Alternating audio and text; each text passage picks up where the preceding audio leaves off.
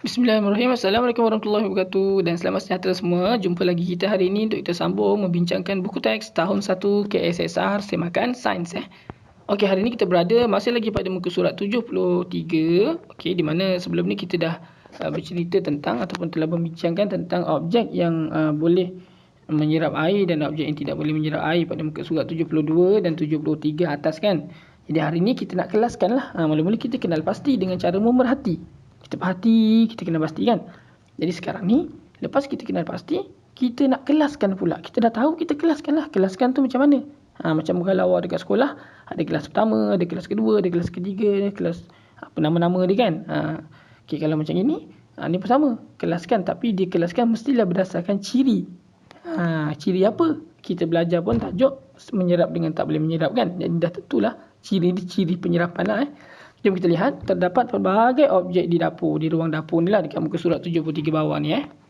Yang ada straw, ada gelas kaca, ada sudu logam, ada pinggan plastik, ada alas kaki, ada kain lap, ada mop dan ada tisu dapur. Jadi banyak sangat barang-barang ni.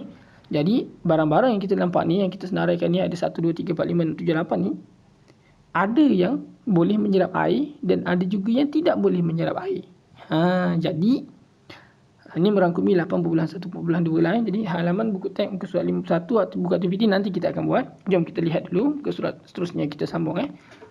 Alia telah mengenal pasti tisu dapur ialah objek yang boleh serap air, menyerap air. Manakala gelas kaca ialah objek yang tidak boleh menyerap air. Jadi mari kita bantu Alia untuk mengelaskan objek itu kepada dua kumpulan.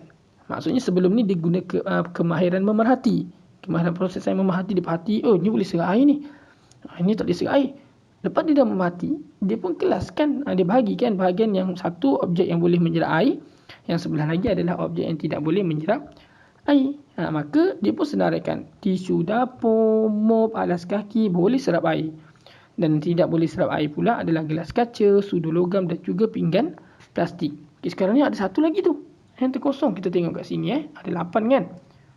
Okey, jadi apa yang kita nak letak dalam ni? Okey, tisu, mop, alas kaki dah. Tisu, mop, alas kaki dah. Okey, jadi yang satu gelas kaca, sudu logam, pinggan plastik. Gelas kaca, sudu logam, pinggan plastik. Okey, jadi sekarang ni yang kita belum sebut adalah straw dan kain lap. Okey, jadi kat sini mana satu straw, mana satu kain lap. Straw boleh serap air tak? Straw tak boleh menyerap air, jadi straw dekat sini tidak boleh menyerap air. Kain lap boleh menyerap air, nama pun kain lap mestilah untuk mengelap kan. Jadi nak seraplah air tu, maka kain lap adalah di sini. Okay. Alright, seterusnya keupayaan objek menyerap air. Okay. Kertas menyerap air, kain juga menyerap air. Tetapi objek yang manakah menyerap lebih banyak? Tadi kita kelaskan, kita buat aktiviti pengkelasan, objek ni boleh serap air. Objek lagi satu tak boleh serap air. Itu saja aktiviti dia, mengelas saja kan. Jadi hari ini kita nak masuk kepada satu lagi, iaitu keupayaan menyerap air. Maksudnya yang mana serap lebih banyak. Jadi kat sini kita tengok mari uji dia. Bahan yang menyerap air lebih banyak.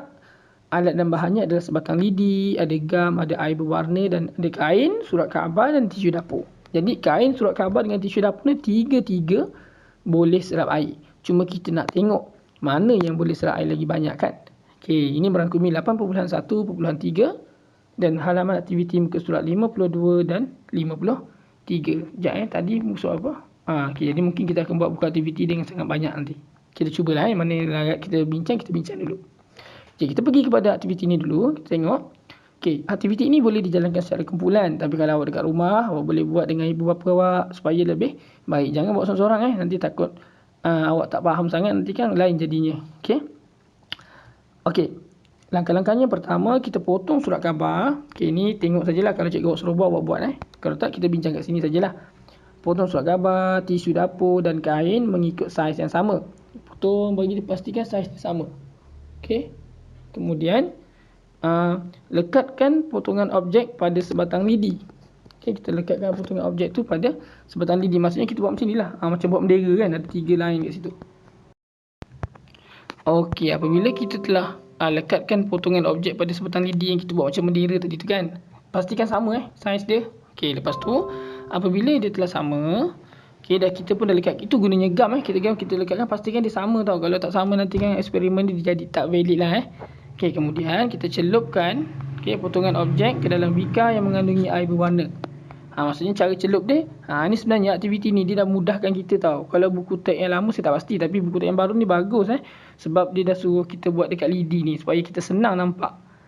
Sekali kita lekatkan dengan air berwarna, kita akan nampak serapan tu, nampak. Ada yang naik, ada yang turun kan dekat situ kan. Ada yang sikit naik, ada yang banyak naik. Nampak.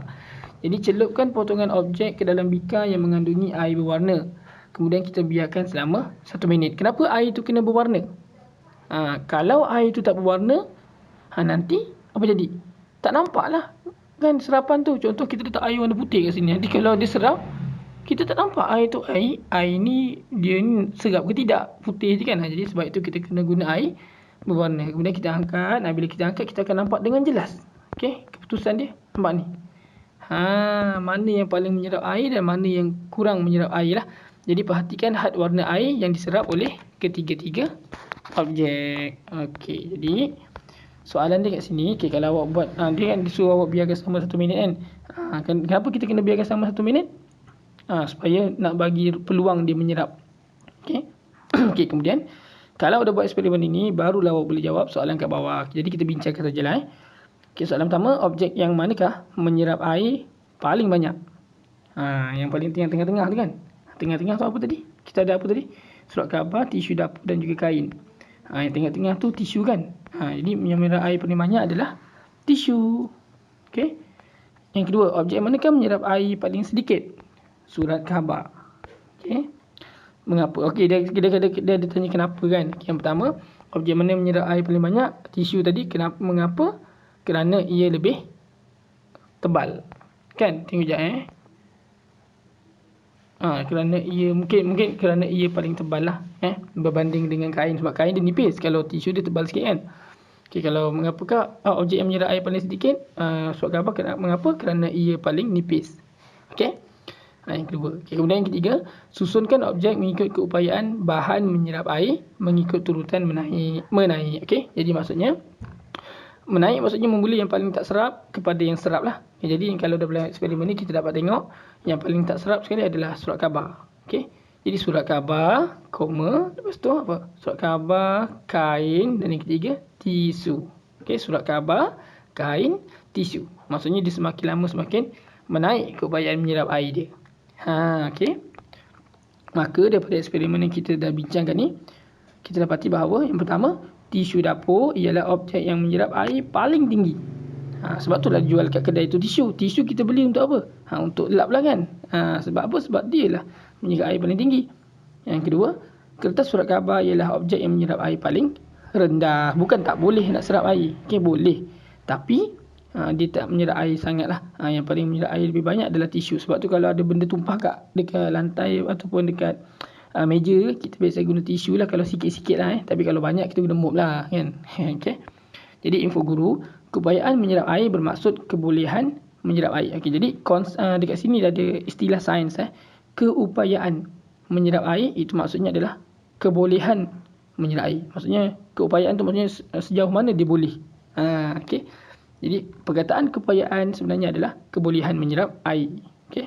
Keupayaan menyerap air bermaksud kebolehan menyerap air. Okey, seterusnya, malarkan ketebalan objek dan saiz objek. Untuk eksperimen disuruh malarkan ketebalan objek. Habis tu kenapa kita jawab kat sini tadi tisu lebih tebal berbanding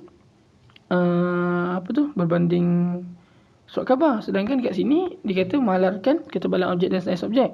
Okey, maksudnya mungkin dari segi dia punya dia punya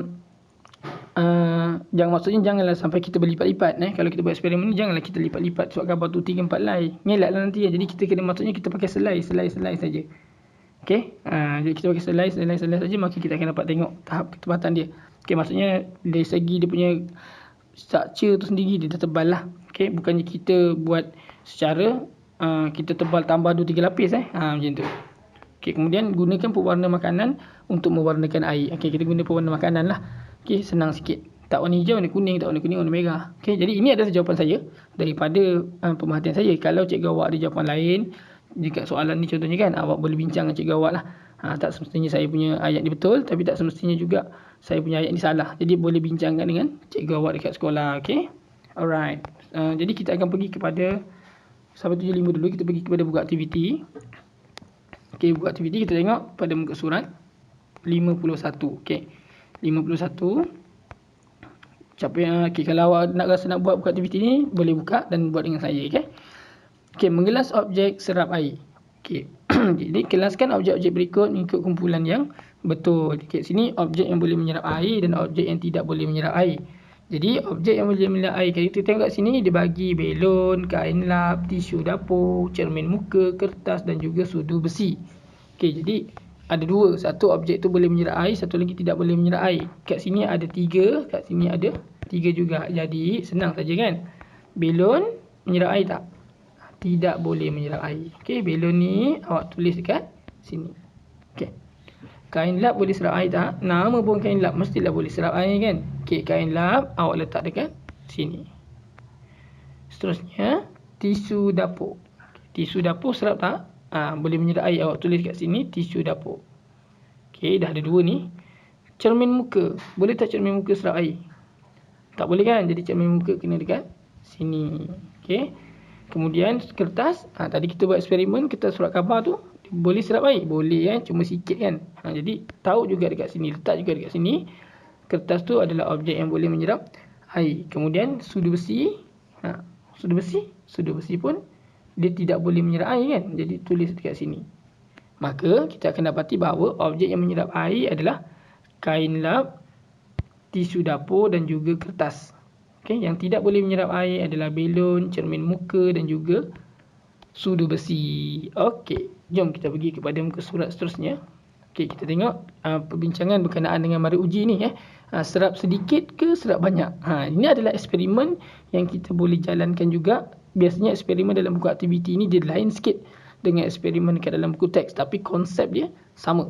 Okey, macam tadi kita belajar tentang kita potong sama rata kan, kita balan dia sama cuma maksudnya daripada segi structure dia tu memang tebal sendirilah kan, saiz dia sama Yang ini kita pergi kepada alat dan bahan, kita tengok bika dia pakai 3 silinder penyukat. Ini biasanya aktiviti macam ini kita buat dekat makmal lah ataupun kat bilik sains awak dengan cikgu awak. Okey, jadi bika 3 silinder penyukat, kemudian ada air berwarna, sama je maknanya air berwarna kan, kemudian kain lap. Okey, kain lap, kertas tisu dan juga kapas muka sama saiz.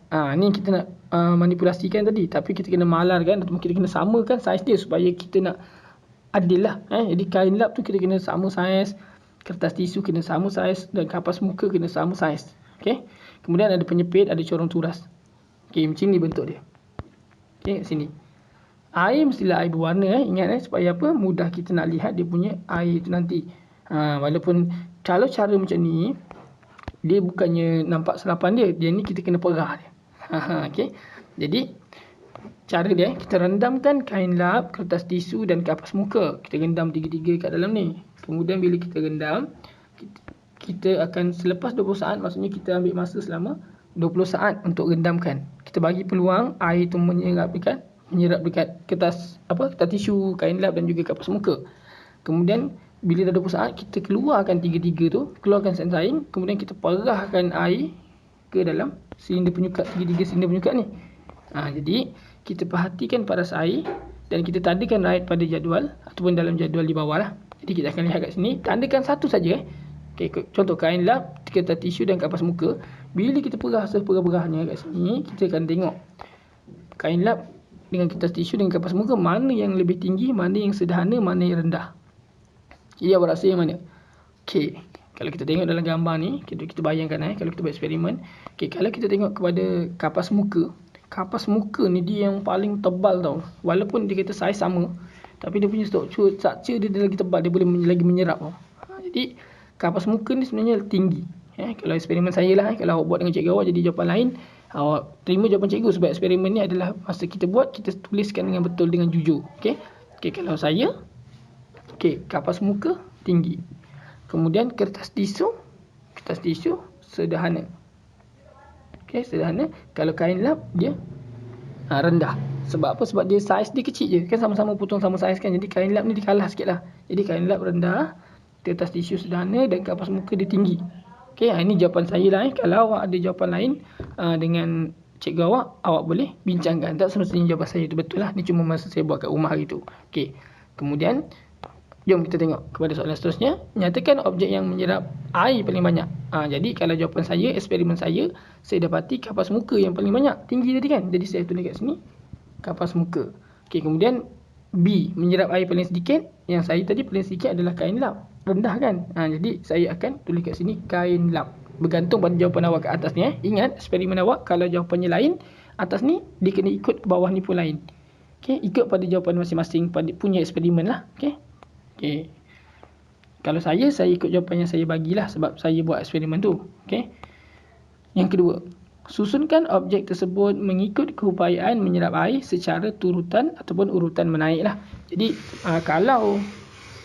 kalau kita tengok kat sini, yang kalau jawapan awak kat atas ni dia akan mempengaruhi dua-dua jawapan kat bawah ni. Jadi kalau jawapan saya tadi kita tengok kapas muka paling tinggi kan. Jadi dia menaik, maksudnya mula-mula yang paling tak serap dulu. Kemudian barulah yang boleh menyerap. Jadi yang paling tak serap adalah kain lap. Saya tulis kat sini kain lap. Kemudian kertas tisu. Kemudian kapas muka. Okey. Saya ulang. Kain lap, kertas tisu dan kapas muka. Alright. Settle muka surat 52. Okey. Saya rasa saya sampai ni dululah. Saya sampai 52 dululah untuk buat aktiviti. Okey. Kemudian buku teks juga kita sampai muka surat 75. Okey, jadi pada kelas akan datang kita akan sambung. Mungkin kita akan bincangkan dulu buku aktiviti tadi. Kan? Sambung dengan muka surat 53 tu. Kemudian kita akan sambung dengan kepentingan objek menyerap dan objek tidak menyerap air. Kenapa pentingnya objek-objek ni menyerap dan tidak menyerap air? Apa gunanya kita belajar ni? Kan? Kalau nak tahu apa pentingnya, nantikan video terbaru daripada saya. Okey, assalamualaikum dan selamat sejahtera.